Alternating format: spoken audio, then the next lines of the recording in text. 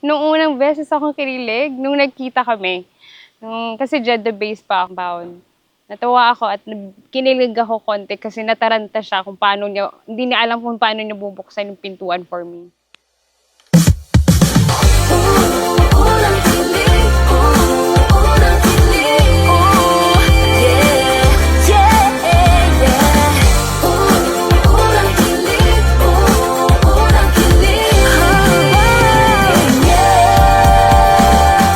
Every day, 1.5 hour travel kasi magkalayo kami ng accommodation. Pinapadala niya sa akin, even food, just food, papadala niya 1.5 hour travel para lang mabigay niya sa akin yung gusto ko. We really complement each other. Having that confirmation from my mom, it is really overwhelming kasi sobrang dami nangyari sa amin. So, during sa Egypt, nung we're visiting the pyramids, doon ko na-feel yung ito na yung tamang babae para sa akin. Kasi kung gusto ng nanay ko, yung babaeng yun na yung makakasama ko talaga doon.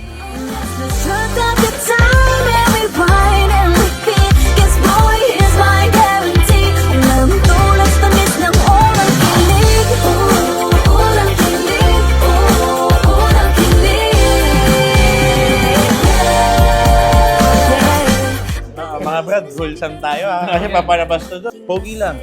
Pogi lang. Yun, no?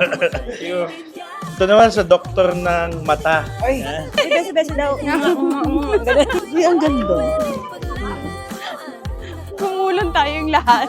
Pero masaya din kasi habang nagtataray siya, naka-counter ko yung pagiging mataray niya.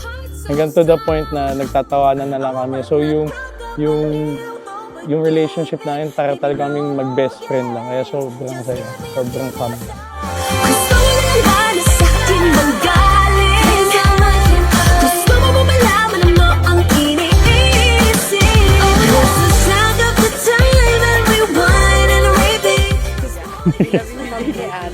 Thank you.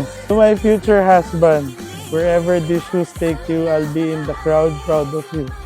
Supporting you in every play and every moment. I love you. Love your future wife. Thank you, Mahal, sa gift mo, shoes and watch.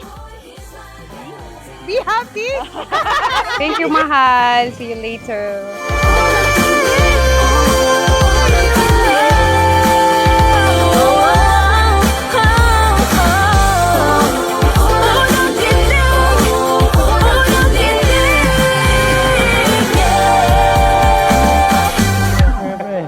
Done deal. Nandil ka ba, pre?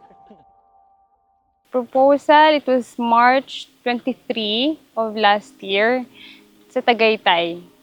Oo. Actually, hindi ko ine-expect na magpo-propose siya. Dito rin yun sa Tagaytay naganap ang proposal. I'm looking for a overlooking view kung saan ako pwede mag-propose. Then yun, akala niya pinipicturean ko siya habang nakatingin siya sa view. Then later on, nakaluhod na ako and I'm asking her to marry me. Mahal, ito na yung araw na pinakahihintay natin. You know that we had a lot of our ups and downs sa relationship. But this is it. So, be ready. Andyan na ako mamaya. Mahal, I'm excited to see you later. This is it. Finally! For 4 years, pinaglalaban natin to. And finally, nandito na tayo.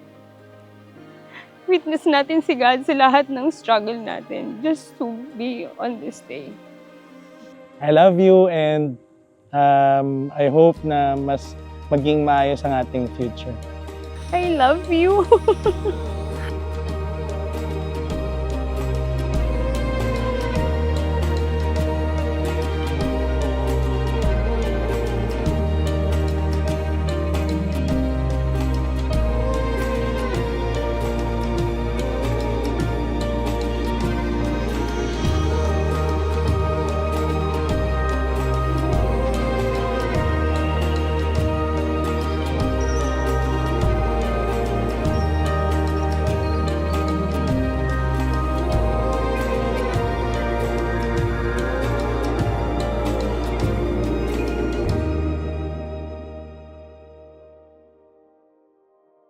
Hindi lamang tayo ay narito para tingnan sila kung ano nang nangyayari, kundi nandito tayo bilang witness na sila po sa araw na ito ay atin pong bigkisin sa isang pamilya. At ang Diyos ang nag-design nito. Just put God first in the center of your marriage. Your papa and I are so proud of what you have achieved, and we're blessed to have you in our life. God bless and thank you. God, I love you. Thank you po, and sana hanggang dulo, hanggang magkaanak kami, hanggang mabuo na yung pamilya na gusto namin, nandiyan pa rin kayo para sa amin. Yun lang po, salamat. Love you. Inshallah, maging magandang buhay mo yun ang angat ko para sa'yo. Alam mo naman kung gano'n kita kamahal. Ikaw lang ang mayroon ako. Salamat sa pag-aalaga, sa pagmamahal na walang kapantay kahit kanino.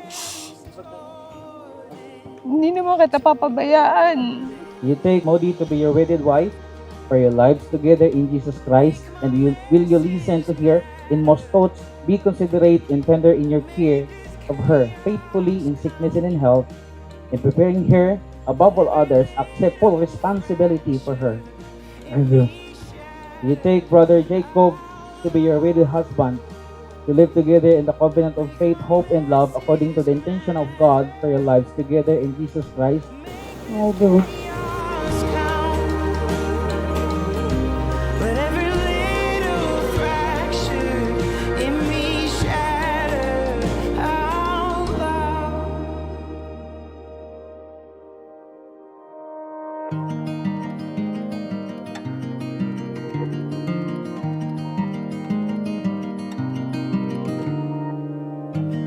It's more than enough to let the light in. The way you're making me feel, it's divine. It's enough to let it flow, let it be. First of all, so magpasalamat sa Panginoon dahil ibinigay niya ako sa isang katulad mo.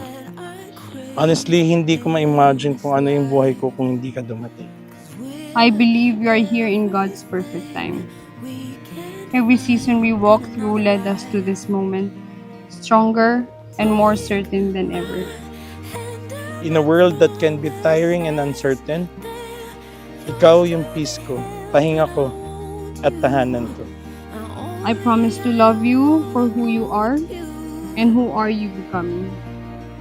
I vow to grow with you, to forgive quickly, to love deeply, and to never stop learning how to be a better partner to you. I promise before God and everyone here today that I will love you, cherish you, protect you, and take good care of you for the rest of my life. I promise to become a good provider, a faithful husband, and your lifetime partner through every season of life. Sa'yo ako uuwi palagi. I love you, mahal.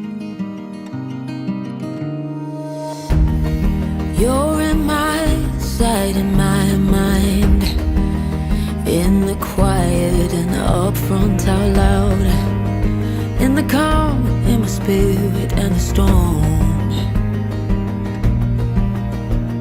'Cause you're everything that I crave in this life.